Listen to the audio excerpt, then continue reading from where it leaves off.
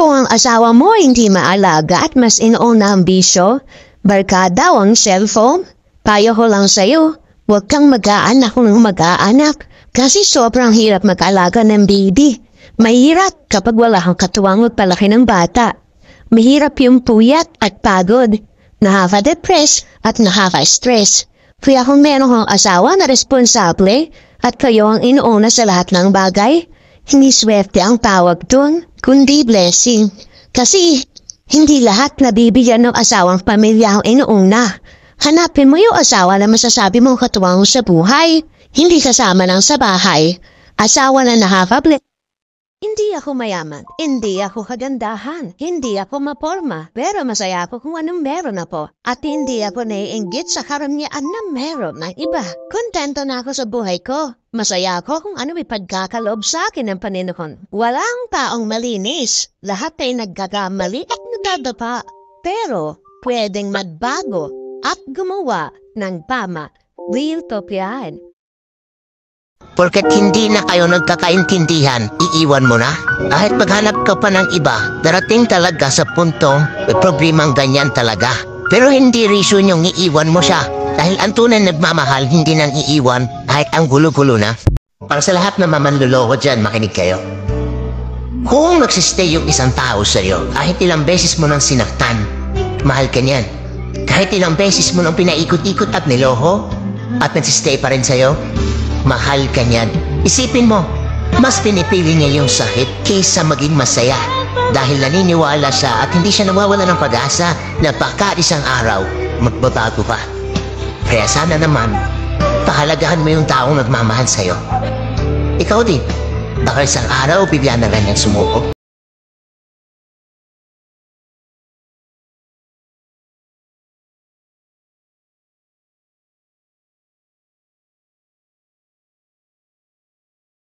Talaga ni Lord, no? Marami tayong gusto, pero hindi natin nakukuha. Marami tayong plano, pero hindi natin nagagawa. Tapos biglang may magandang bagay na dadating. Alam mo kung bakit? Kasi His plan is better than ours. Filipino mindset. Pag manahimik ka, guilty ka. Kapag sumagot ka, ma-attitude ka.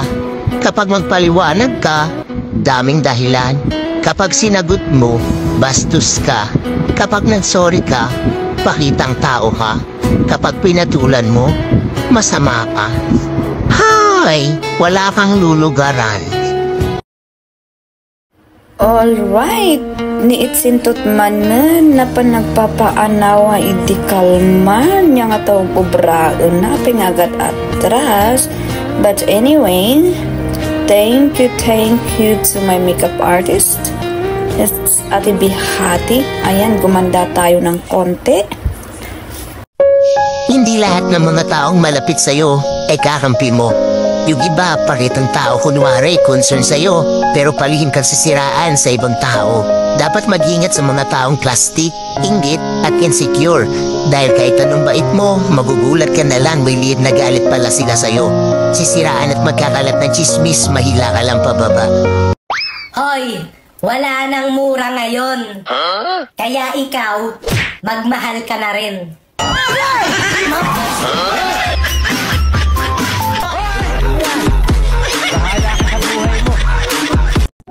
Buhay ko to. Pwede kang mainis, pero bawal kang mangyalam. Hindi muna ako tumatanggap ng problema ngayon kasi fully booked na. Diyan ka muna sa nagbabasa. Hindi mo naman kailangan magmadali. At hindi mo din pwedeng ipilit yung mga bagay na imposibleng mangyari. Enjoyin mo lang yung buhay mo sa ngayon. May tamang panahon para sa mga ninanais mo. Naniniwala ka ba sa tadhana? Darating din tayo doon. Alright, ay apaw, magkakagatasan ba utino? Iso nga naman tauli ak.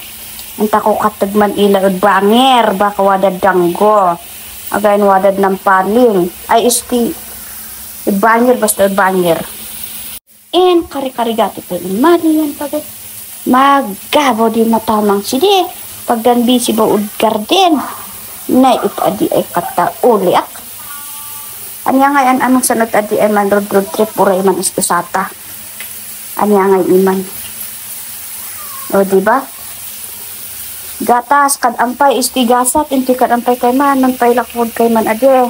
Berbarong ya madanod na no Valentine sa kananda tawado in kadwa ay in manjet. Tawado kasamo ay mga na kananda tapadasong damdama.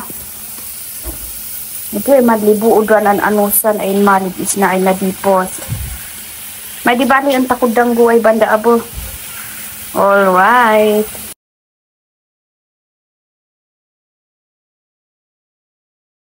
Alright. Ay apaw. Magkakagatasan ba udtino? Iso nga naman tauli ak. Ang tako katagman ila ud banger. Baka wadad danggo. Again wadad ng paling. Ay isti. Banger basta banger. And kari-karigato po yung mali yan pagod. Maggabaw di matamang sidi. Pagdan busy ba ud garden. Na ipadi ay katauli ak. Anya nga yan anong sanot adi ay man road trip pura iman istusata. Anya nga iman.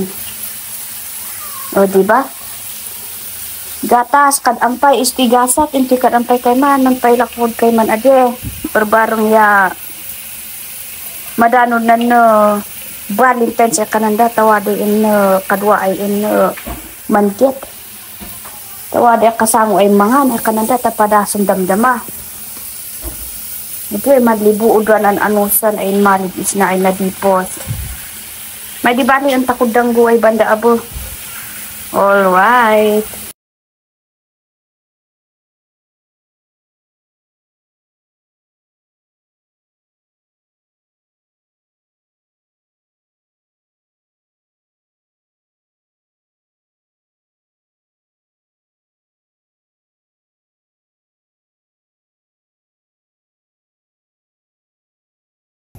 Alright, this is Pindas Cantor Rocky Page again. So here we are again. We are here in Titing barbecue site. Ayan. Napan kami lang naki-birthday. We attend birthday party. So ayan, nagtutono kami ng mga karni. Nauulamin namin mamaya. So, habang ako ay nagtutuno, syempre may music tayo, kaya yan, pa-dance-dance. May dance-dance move na nagagawa, diba? So, yan, tuno is live, barbecue is live, ika nga. So, yan, dance-dance muna. So, yan yung kapatid ko, naghihiwa din ng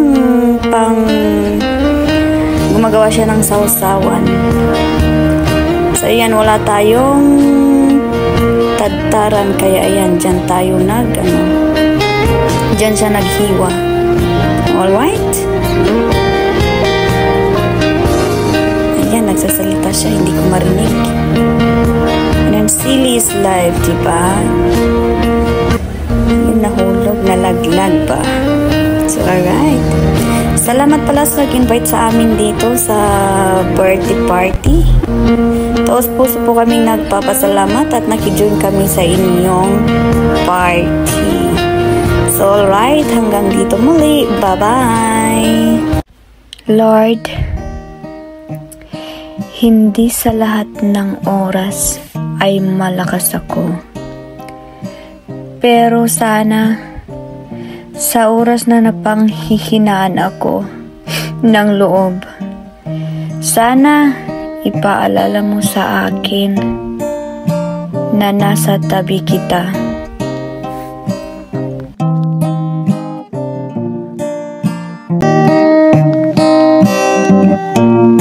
Sabi nung iba, okay lang daw na kaibigan mo pa rin yung ex mo. Pag-uusap kayo ulit in a casual way. Nagkikita kayo, banding ulit. Kahit in relationship ka pa, kahit may jowa ka na. No fucking way. Sino may sabi ng dadaguan ko? Sabi nila kasi pagka friends daw ay ulit ng ex mo, okay lang daw yun, it's a sign of maturity. But that is not a good sign to be a responsible partner. Oo, walang nagsasabi nito eh. Walang nag-open up nito. Ex ko na naman yun. Nag-chat lang, may pinag-usapan lang kami, tsaka okay lang naman yun. Wala nang feelings yun. Ikaw ang mahal ko. Napaka-immature mo naman. To think na may masasabi ka ba porket nagkausap lang kami nung ex ko.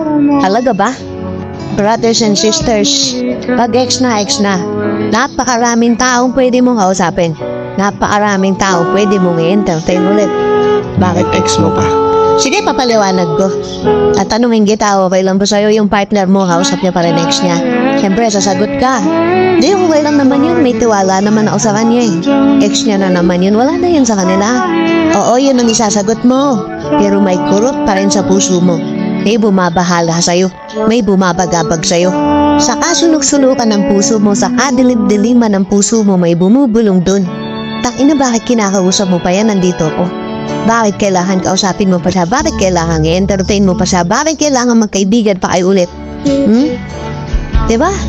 Ayaw mo may admit yun sa sarili mo kasi ayaw mo masabihan kang immature. Pero karapatan mo yun. Karapatan mo magselos pa din. Karapatan mo masaktan pa din. Maraming happy sa video na to. Go. Stitch nyo, do it nyo. Let me hear your thoughts. Pero isa ako sa mga taong naniniwala na hindi mo na kailangan kausapin pa yung ex mo. Hindi porket di mo na siya kinausap, bitter ka sa kanya. Pinapangalagaan mo lang yung relationship mong bago. Pinapangalagaan mo lang yung bagong partner mo. Na ayaw mo siyang masaktan. Ayaw mo na kahit hindi niya sabihin, hindi niya iparamdam sa'yo na nasasaktan siya deep inside, kaya pangunahan mo na. I-unblock ka man ng ex mo, mag-chat ulit, kamustahin ka ulit, hindi ka na magre-response. It is not a sign of bitterness. Maturity is different than bitterness. Tandaan niyo yan. Walang maibe-benefit sa relasyon nyo kung i-entertain o kakausapin niyo pa ulit yung ex nyo. Kaibigan nyo ulit. Tapos alam mo, nakakainis dito? Minsan, ato pasadet, pag-uusapan nyo pa yung taong yun. Mga happy memories nyo ng ex nyo. Okay lang yan. Pag-usapan natin. Matured na naman tayo. Wala na yun. Pass is pass. Which is a big red flag. Napakaraming pwedeng pag-usapan. Hindi na kasama yan. Kaya kung sasabihin mo sa akin na okay lang naman yun, friends na lang naman kami. Wala na yun. Huwag ka nang mag-isip ng kung ano-ano. Ikaw ang mahal ko. Hindi kita ipagpapalit. Hindi ko siya babalikan. Nag-usap lang naman kami. Fuck. That's a big no-no. Uulitin ko, hindi ka immature kung maiimis ka dahil inopen up ng partner mo yung ex niya. Dahil nag-uusap sila ulit. Kaysa kaibigan pa yan, hindi ka immature kung magagalit ka. Karapatan mo yun. Kasi malamang yan at yun ang sasabihin mo eh. Okay lang yan, sige, usap lang kayo. May tiwala naman ako sa iyo eh.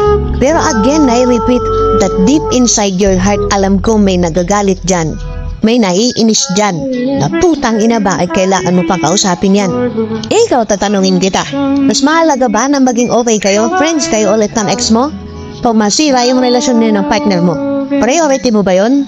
At least friends na kami ulit. Wala nang feelings. Closure.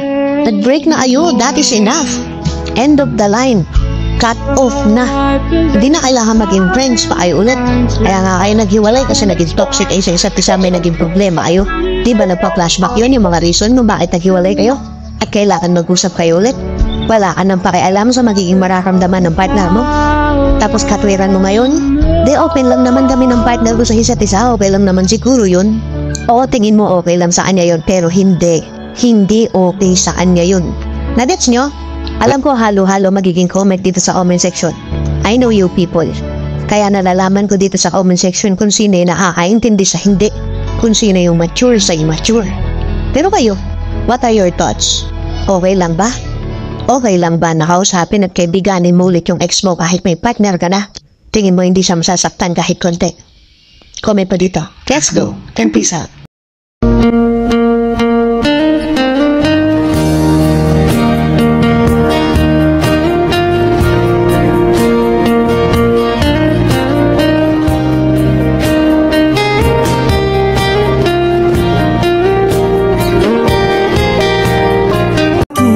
Ayokong maloko.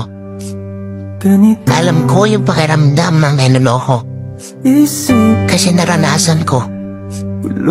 Habang ako nagpapakatotoo at nagmamahal ng seryoso. Alright, Huwag kang manghinayang sa memories. Maraming ibang tao na pwedeng magbigay sa'yo niyan. Huwag kang manghinayang sa nakaraan, pwede ba? Mas manghinayang ka sa ngayon kasi baka sinasayang mo ulit yung ngayon katulad ng pagsasayang mo sa nakaraan. Tapos, meron mga bagay na tinatanggal sa'yo dahil hindi mo sila kailangan.